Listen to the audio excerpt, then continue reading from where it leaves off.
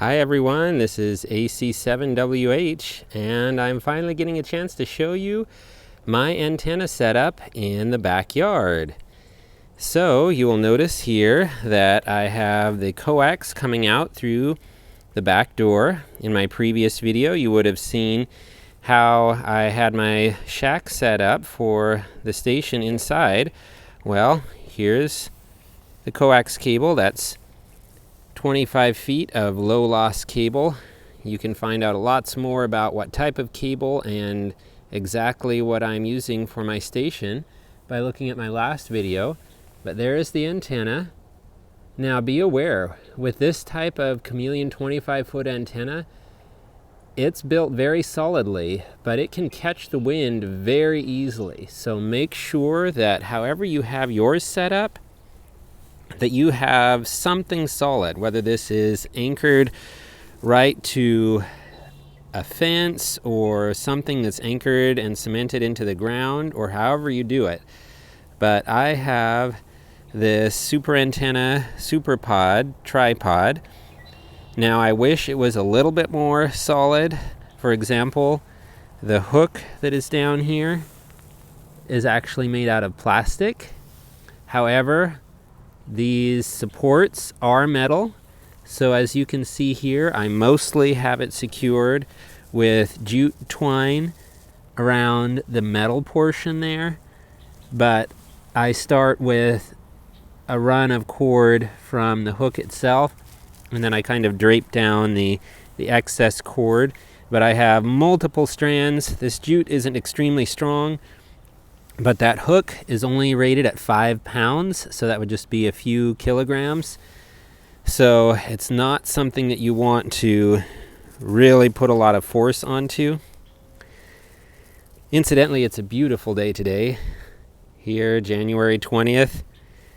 And I think the birds and even this little ladybug down here exploring my coax think that it's springtime. But in any case, very nice day. So let me show you a little bit of how my signal is going to be getting out. So up there is a hill with some cell phone towers on it. So that's to the south. Now, when I tried reaching to Roseburg from here in Sutherland, I was not able to reach to Roseburg for a local net very easily on 10 meters because that hill, in part, was blocking it. But I still could with my amplifier, at least for one contact there. But to reach all around the world, essentially no problem. Now, toward the east, there are some hills in the background, but not a lot of obstructions. There is that structure there.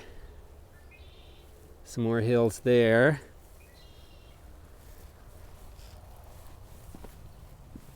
And out that way, it's hard to see, but there is a little bit of a butte, like small hill. So really the only area that's blocked in by the topography close by is over to the south. But in any case, let's take a look at how I have this set up. Now, this is designed to mount multiple sets of radials.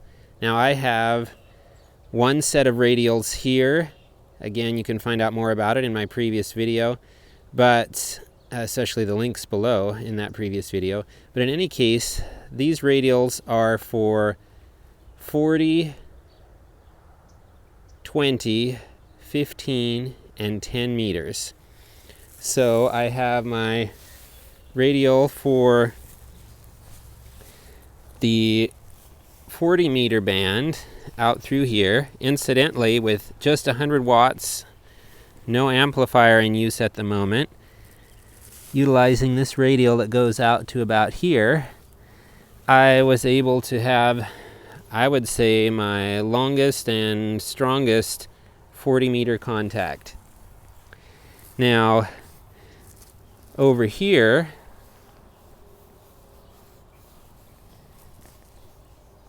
I've got my radial for 20 meters.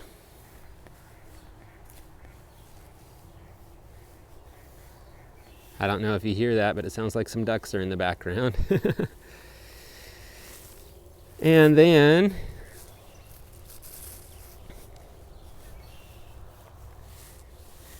over this direction, I've got my radial for 15 meters.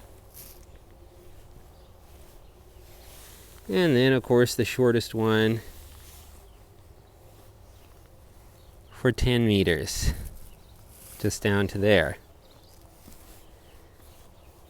Now, this is quite a contrast to my previous setup where I was using no radials and I was using an antenna that was about 1/3 the height of this, if not less.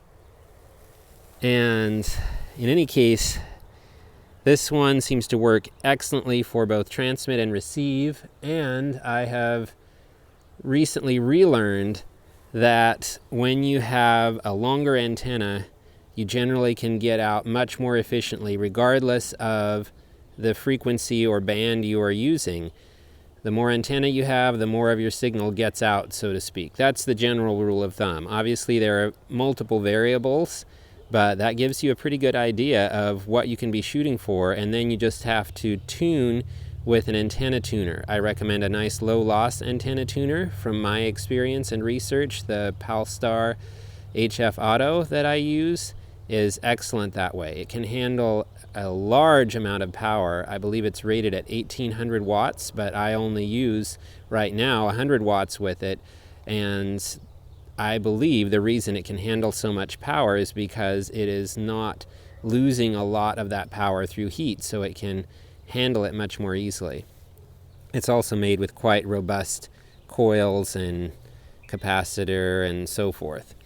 All right, I think that's basically all I had for you today. I will show you a couple other things though I just thought of. So this does have a little level spot here on the tripod right in this area. And then because the ground does slope down just slightly, I am using a small piece of a cement block there, or cinder block.